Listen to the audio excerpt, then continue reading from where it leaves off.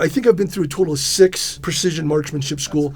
I did the FBI's HRT, the hostage rescue shoot, which was intense. I sat down for an interview with Ted Nolte. He's a former Marine, military, law enforcement sniper. Now he's a best-selling author and entrepreneur. So the average police sniper shooting is 71 yards. So all of that training is super precise. Yeah. Hostage rescue shot. You're talking about, T-zone, flaccid paralysis. But then you get on the military side where you're just trying to hit that guy who's 600 yards out. And you want the bullet to hit and you're not visible, Yeah. Well, hopefully the guy spins a little bit as he falls to the ground so they don't know, they have a 120-degree arc where the shot came from, So they're 2 totally different schools, but they're both fascinating. I'm currently on a mission to create the 2-hour sniper program, but I don't have the facilities and I don't have the weapons to actually host a program in person. I need a location, especially for sniping. You need distance, you need targets, you need weapons. So I have a 12-acre ranch at Ocotillo Wells, and I use it strictly as a shooting facility. Quick backstory, I first met Ted in 2017 in Los Angeles. Shortly after I left the military, I was there pursuing filmmaking, acting, directing, videography, which is my current profession now. And he was there turning his book into a movie, The Locker. And we met up and talked about the character in the book, Dylan Remke, who's a scout sniper, which someday I do want to play, and I hope the movie gets made.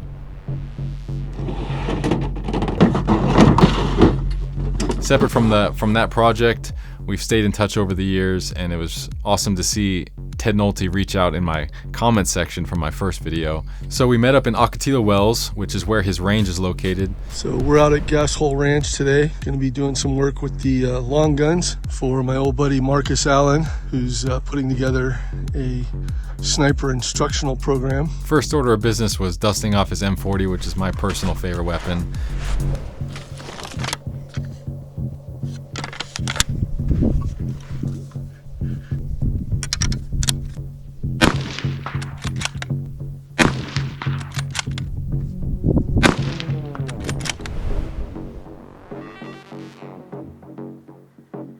Ted has also been able to accumulate an impressive arsenal of props for the movie, including this Barrett 50 cal, which we got to shoot. So this is about $17 a squeeze.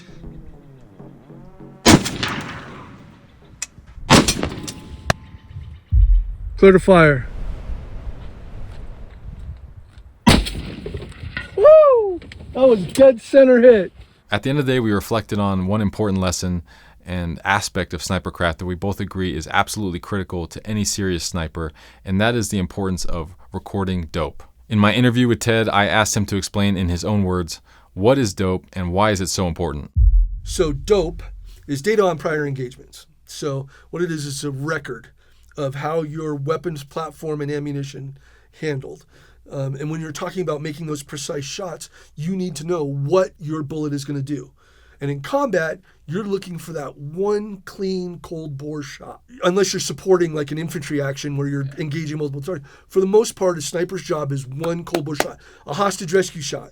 You don't get 5 warm-up shots, You get that one shot, and you better be good or else somebody's going to die. When it comes to recording dope, there's really no such thing as too much detail, because ultimately eliminating human error is 99% of the battle when it comes to working with a sniper rifle, because these machines are precise, but they also have a personality. So dope is that information.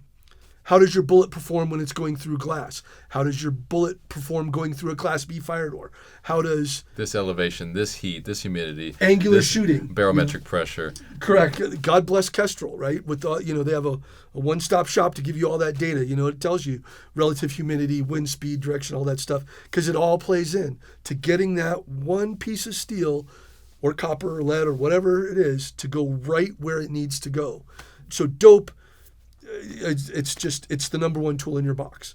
It's your sledgehammer that you're driving in your stake to start the whole building process. One thing to keep in mind is I think it's really important to break dope down into 3 aspects.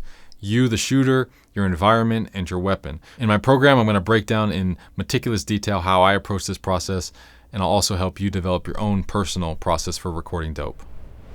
So after doing some rifle work, we got Marcus Allen. Gonna do a little MP5 work now, some submachine gun work. Here we go.